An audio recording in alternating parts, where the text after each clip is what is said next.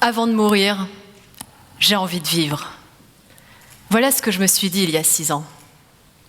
À cette époque, j'avais tout. Une carrière prometteuse, un mari adorable, brun, musclé, qui m'offrait des fleurs 1 fois par mois, voire 2. Un appartement ultra équipé, le four à chaleur tournante, très important. Les tables en bois blanc laqué, l'écran plasma dernier cri.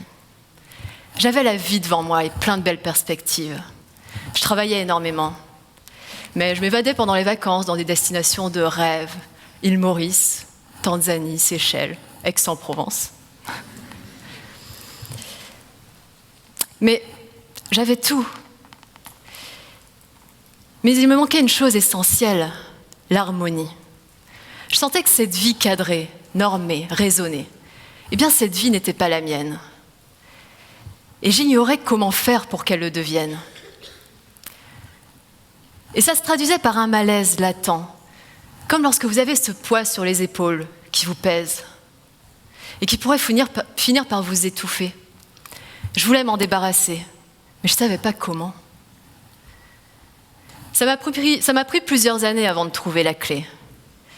Et c'est mon père qui me la donna, le jour où il mourut, le 5 mars 2009. Derrière ma tristesse, mon effondrement, eh bien ce jour-là, je pris conscience d'une chose, la fragilité de la vie. Je devais réagir, arrêter d'attendre, sortir de ces rails qui ne me convenaient pas. Je devais reprendre mon destin en main, prendre mon envol vers ce que j'étais vraiment. En exactement 2 ans et 4 mois, j'ai tout quitté. Ma carrière si brillante, mon mari si adorable, bref, tout le confort de ma belle situation sociale, pour me laisser guider par cette voie que j'avais ignorée pendant 10 années, mon intuition. Ça peut vous paraître absurde ou saugrenu de vous fier à cette intuition.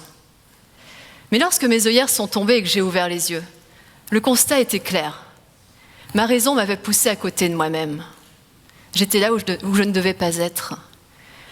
De mes rêves de voyage, d'action, d'indépendance, j'avais aspiré à devenir pilote de chasse, puis officier de renseignement, pour me retrouver ensuite capitaine de gendarmerie à Roubaix, et enfin haut fonctionnaire à Bercy.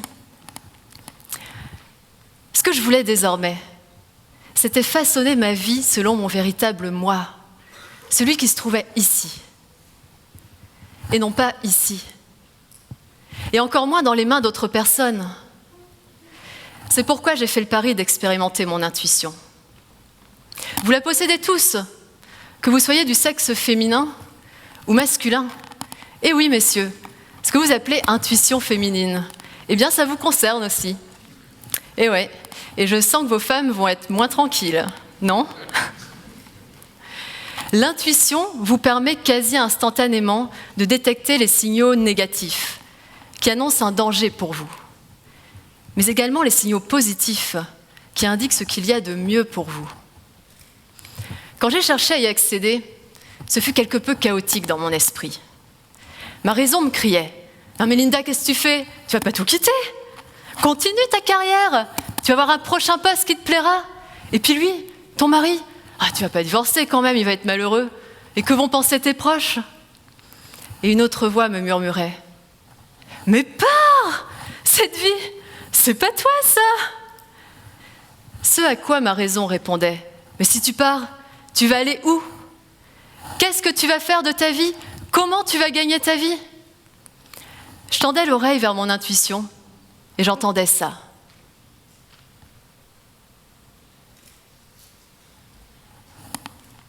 Le silence. C'est bien ça ce qui effraie dans le changement de vie. Le silence, le tableau noir de l'inconnu.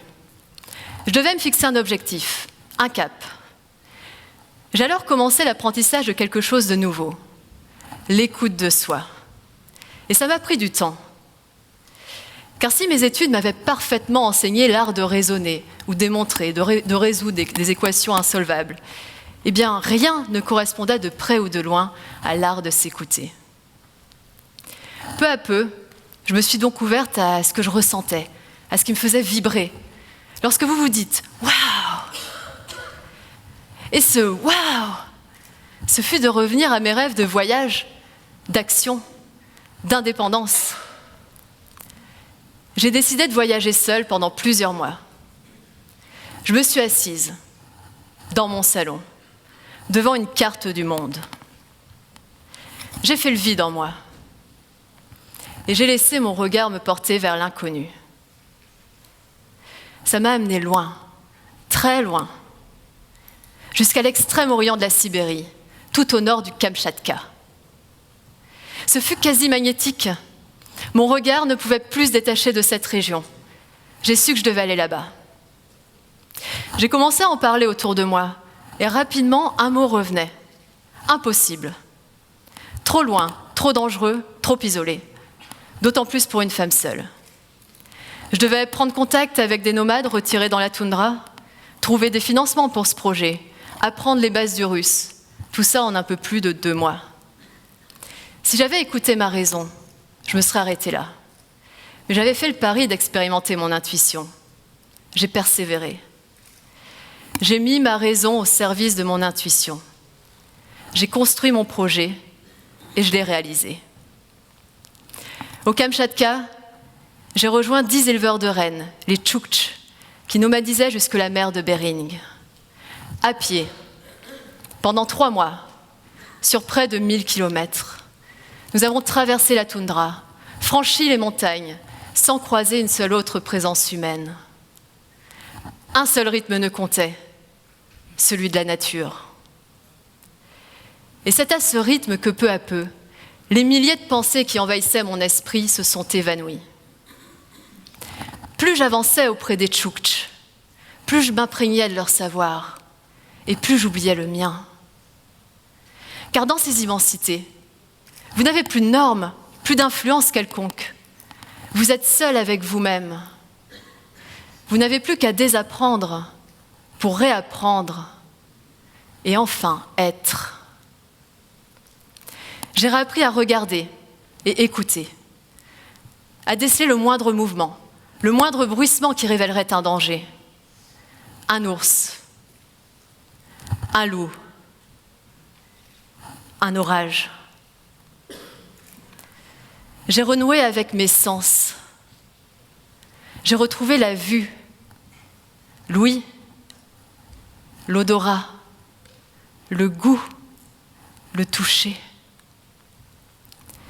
J'ai ainsi réappris à vivre l'instant, contempler les montagnes, regarder les flammes s'entrelacer, ressentir chaque pas qui se pose dans la toundra, s'arrêter et s'écouter les uns les autres, ou simplement écouter le silence.